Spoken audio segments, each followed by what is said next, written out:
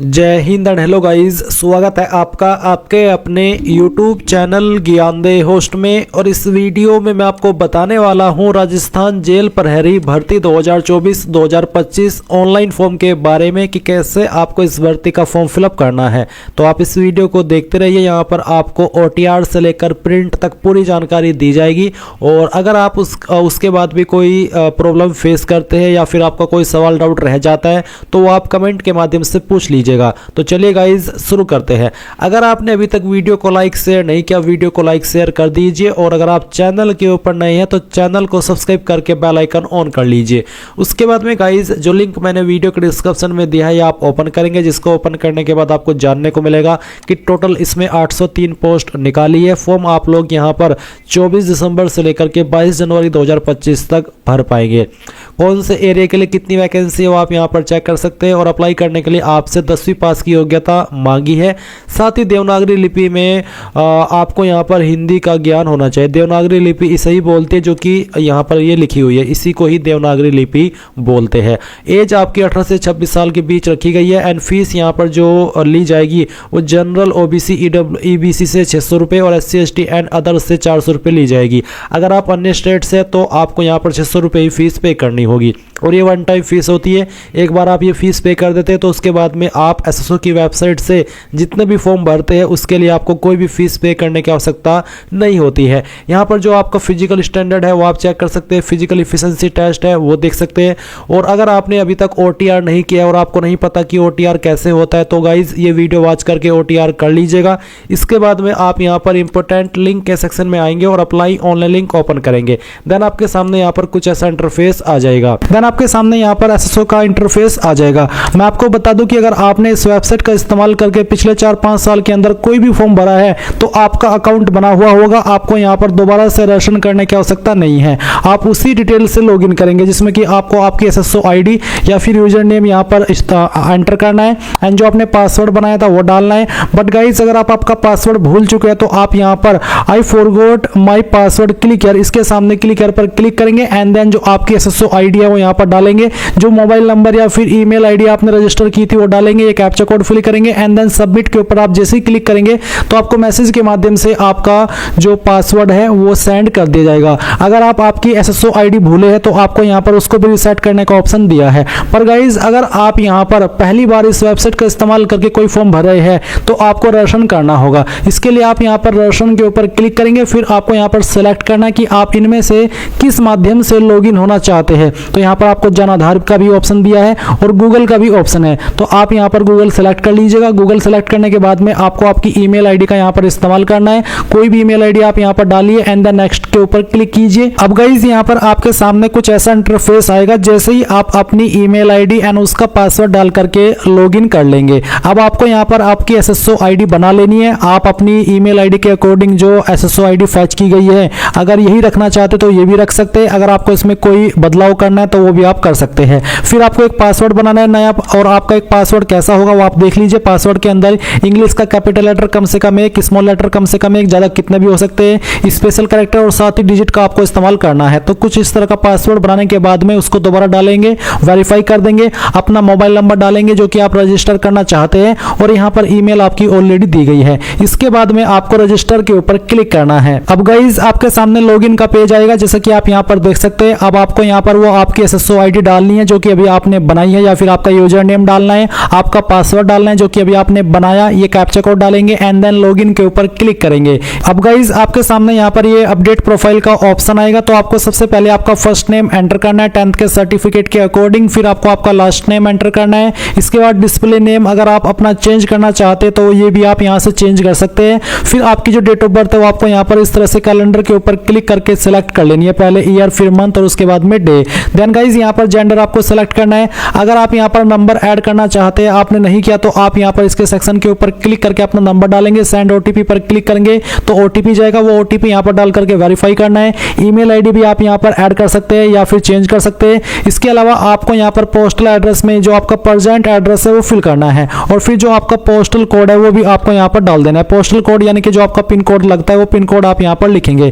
City district कौन सी है वो भी आपको यहाँ पर अपनी एंटर कर देनी है एंड इसके बाद में गाइस आपकी जो स्टेट है वो भी आपको यहाँ पर सेलेक्ट कर लेनी है। फिर अगर आपकी कोई बहामासा आईडी है तो वो आप यहाँ पर डाल देंगे, अगर नहीं है तो आप इसको ऐसे ही छोड़ दें। जन आधार आईडी है तो वो यहाँ पर डाल देंगे, एडिट के ऊपर क्लिक करके, नहीं तो आप इसको ऐसे ही छोड़ देंगे।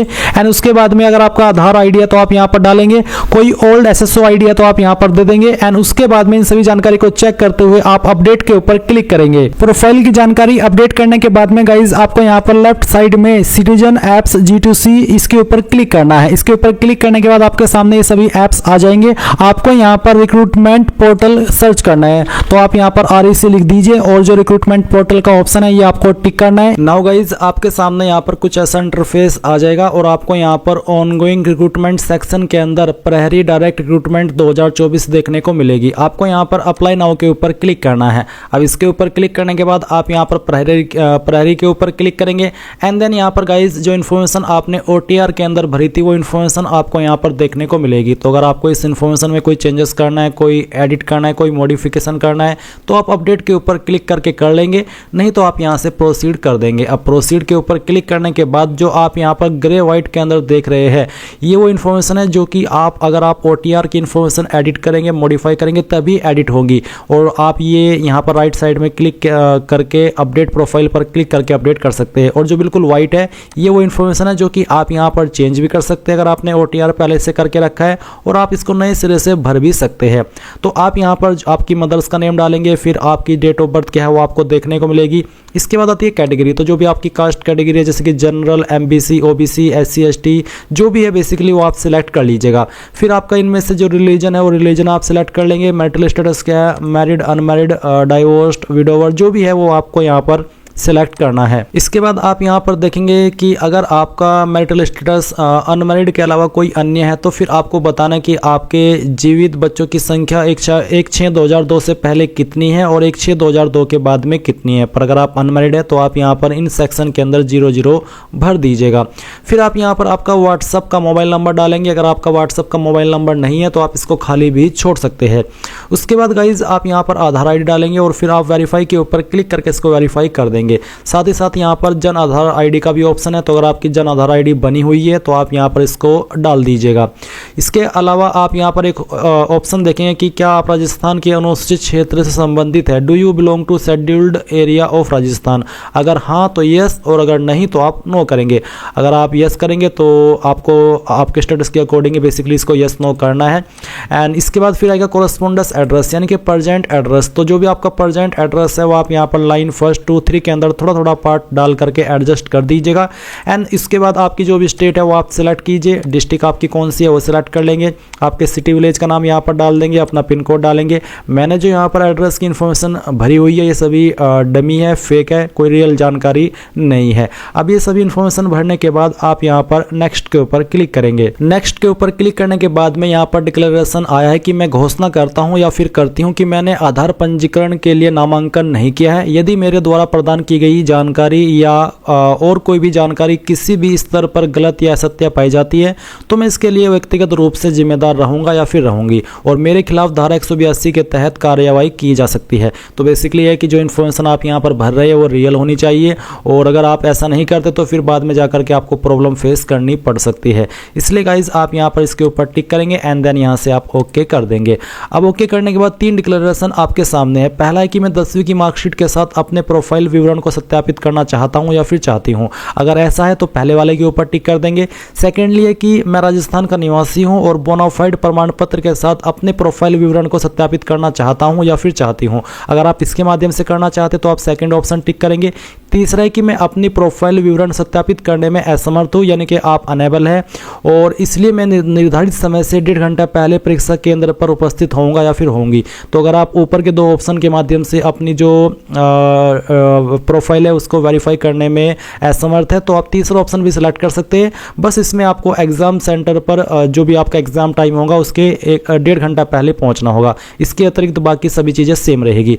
तो जो भी आप सिलेक्ट करना चाहे आपके स्टेटस के अकॉर्डिंग वो आप सिलेक्ट सेलेक्ट कीजिए और यहाँ से ओके कर दीजिए। अब आपके सामने यहाँ पर पर्सनल डिटेल आ चुकी है, तो आप सबसे पहले डोमिसाइल डिटेल बताएंगे। तो नेशनलिटी में आप इंडियन सेलेक्ट कर लेंगे और फिर आपकी होम स्टेट कौन सी है वो आप सेलेक्ट करेंगे एंड देन आपकी होम डिस्ट्रिक्ट आपको सेलेक्ट करनी होगी। और फिर settled in India from other country, क्या आप इंडिया के अंदर किसी अन्य कंट्री से सेटल हुए हैं? अगर हाँ तो यस, नहीं तो आप नो करेंगे। अगर आप यस करते तो फिर आपको बताना कि आप कौन सी कंट्री से इंडिया के अंदर सेटल हुए हैं। फिर आता है कि आर यू एक्स सर्विसमैन, क्या आप एक भूतपूर्व सैनिक है? अगर हाँ तो यस, नहीं तो आप नो कर देंगे।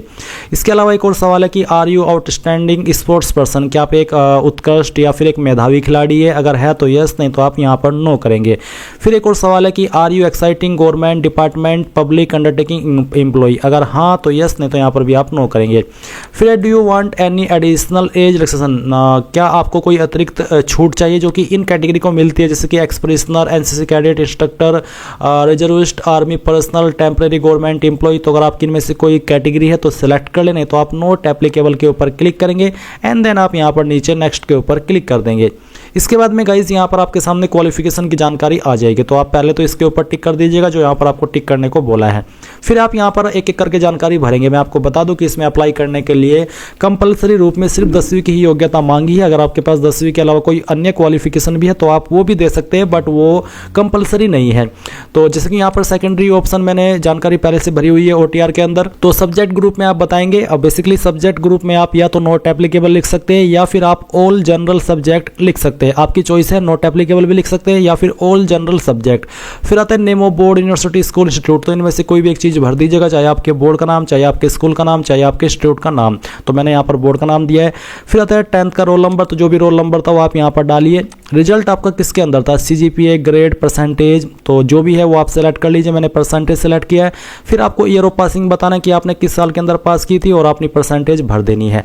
अगर आपने 12वीं भी किया तो सेम वे में आप 12वीं की इन्फॉर्मेशन भरेंगे। सब्जेक्ट ग्रुप में बस आपको बताना है कि आपने आपकी 12वीं PCM से की है, PCB से की है, आर्ट्स से की है या फिर कॉमर्स से की है। अगर PCM से की है तो आप फिजिक्स, केमिस्ट्री, मैथ, जिसका मतलब ये होता है बेसिकली अगर आप साइंस लिखते हो तब भी कोई इशू नहीं है, पर अगर आप PCM PCB लिखेंगे वो थोड़ा ज़्यादा क्लियर रहेगा, तो ये आपकी चॉइस रहेगी। उसके अलावा फिर आपके बोर्ड का नाम, आपका 12th का रोल नंबर, आपका रिजल्ट स्टेटस और आपका पासिंग ईयर एंड देन आपकी परसेंटेज। डिग्री की है तो उसकी इन्फॉर्मेशन भी सेम वे में भर दीजिएगा। सब्जेक्ट ग्रुप में आप आपकी क्वालिफिकेशन जो मेन है वो एंटर कीजिएगा, किस यूनिवर्सिटी से किया, इंस्टीट्यूट से किया, उसका नाम दे दीजिए। अगर ऑटोमेटिकली सजेशन में आता है तो वो सिलेक्ट कर ले, नहीं तो खुद से भी आपकी इंस्टीट्यूट या यूनिवर्सिटी का नाम आप यहाँ पर दे सकते हैं। रोल नंबर में आप फाइनल ईयर का ही रोल नंबर डालिएगा और फिर आपके नंबर किसके अंदर थे वो सेलेक्ट करके पासिंग ईयर दे करके आप ये इन्फॉर्मेशन भर दीजिएगा। कोई PG डिग्री है, डिप्लोमा है, अदर क्वालिफिकेशन है तो दे दीजिए, नहीं तो बाकी चीज़ें आपको खाली छोड़ देनी है। वैसे जैसे कि मैंने कहा था वीडियो के शुरू में ही कि इसमें अप्लाई करने के लिए कंपलसरी सिर्फ 10वीं ही मांगी है। अब आप यहाँ पर नेक्स्ट के ऊपर क्लिक करेंगे। इसके बाद गाइज आइडेंटिफिकेशन एंड इनक्लोजर का सेक्शन आएगा जहां पर आपको फोटो एंड साइन अपलोड करना है। फोटो का साइज 50 से 100 KB के बीच में और फॉर्मेट JPEG या फिर JPG का रहना चाहिए। साइन का साइज 20 से 50 KB के बीच में रखा है। तो आप यहां पर चूज फाइल के ऊपर क्लिक करेंगे और जहां पर भी आपकी फोटो फाइल है वो फाइल आप सिलेक्ट कर लेंगे। मैं इस फॉर्म को डेमो के लिए भरा हूं तो मैं यहाँ पर एक रैंडम फाइल सेलेक्ट कर लेता हूँ और इसको ओपन करता हूँ, तो आपका फाइल इस तरह से आ जाएगा। फिर आप यहाँ पर आपका साइन अपलोड करेंगे। तो इसमें गाइज ध्यान दीजिए साइज 20 से 50 KB के बीच में रखा है। तो जहां पर साइन की फाइल है वो आप सिलेक्ट कीजिए, ओपन कीजिए एंड देन यहाँ पर आपका साइन आ जाएगा। फिर आए विजिबल बॉडी मार्क। तो आपकी बॉडी के ऊपर ऐसा निशान जिससे आपकी बॉडी की पहचान होती है, ये निशान आपकी बॉडी के ऊपर कहीं पर भी हो सकता है, बट ध्यान दीजिए कि ये जो निशान आपका है ये कहीं प्राइवेट जगह पर नहीं होना चाहिए, क्योंकि टाइम आने पर ये निशान आपका चेक भी किया जा सकता है। तो आप यहाँ पर ऐसा निशान का लिखिएगा जो आप दिखा भी सके। और अगर आपकी बॉडी के ऊपर ढूंढने के बाद भी कोई निशान नहीं मिलता तो आप यहाँ पर नो मार्क लिख सकते हैं, क्योंकि ये निशान आपको भरना अनिवार्य है। उसके बाद आप यहाँ पर नेक्स्ट के ऊपर क्लिक कर देंगे। अब गाइज यहाँ पर आपके सामने यहाँ पर प्रेफरेंसेस का ऑप्शन आ चुका है। तो गाइज आप यहाँ पर आपकी प्रेफरेंस देंगे, तो जो भी यहाँ पर प्रेफरेंस लिस्ट है तो वो आपको एक एक करके बतानी होगी। जैसे कि मुझे अजमेर को पहली प्रेफरेंस देनी है तो मैं इसको पहले नंबर पर सेलेक्ट करूंगा। ये ऐसा नहीं है कि जरूरी नहीं है कि आप जो पहले नंबर पर है उसको पहले नंबर पर ही सेलेक्ट करें, आपकी चॉइस है, जिसको आप जिस नंबर पर प्रेफरेंस देना चाहे दे सकते हैं। ये आपकी तब काम आएगी जब आपका इसमें सिलेक्शन हो जाएगा और फिर आपको जब ज्वाइनिंग मिलेगी तो जो प्रेफरेंस लिस्ट आप यहाँ पर दे रहे हैं उसी के ऊपर डिपेंड रहेगा कि हाँ मैं पहली चॉइस इस सिटी को देना चाहता हूँ कि मेरी पोस्टिंग इस सिटी के अंदर हो। बाकी आपकी चॉइस है, जो आप देना चाहे दे सकते हैं। तो इस तरह से आप यहाँ पर एक एक करके सभी प्रेफरेंसेस दे देंगे और 7 प्रेफरेंस है। मेरे सामने तो 7 ही आ रही है, आपका पता नहीं कि आपके सामने कितनी आएगी। जो भी आएगी वो सभी आपको देनी अनिवार्य रहेगी। तो एक एक करके आप यहाँ पर इस तरह से प्रेफरेंस दे दीजिएगा एंड देन आप यहाँ पर नेक्स्ट के ऊपर क्लिक करेंगे। फिर गाइज आपके सामने आपके फॉर्म का प्रीव्यू आ चुका है। आपने जो भी जानकारी शुरू से लेकर अभी तक भरी है वो आपके सामने, एक एक करके सभी जानकारी चेक कर ले। जब आपको लगे कि यहाँ सभी जानकारी सही है तो गाइज आप यहाँ पर फाइनल सबमिट करिए। अगर आपको लगता है कि कोई जानकारी गलत हो गई है तो आप अपडेट के ऊपर क्लिक करके उसको अपडेट कर लीजिएगा। तो मैं यहाँ पर डिक्लेरेशन के ऊपर टिक करता हूँ एंड देन फाइनल सबमिट के ऊपर क्लिक करके यहाँ पर टिक करता हूँ और सेंड ओटीपी कर देता हूँ।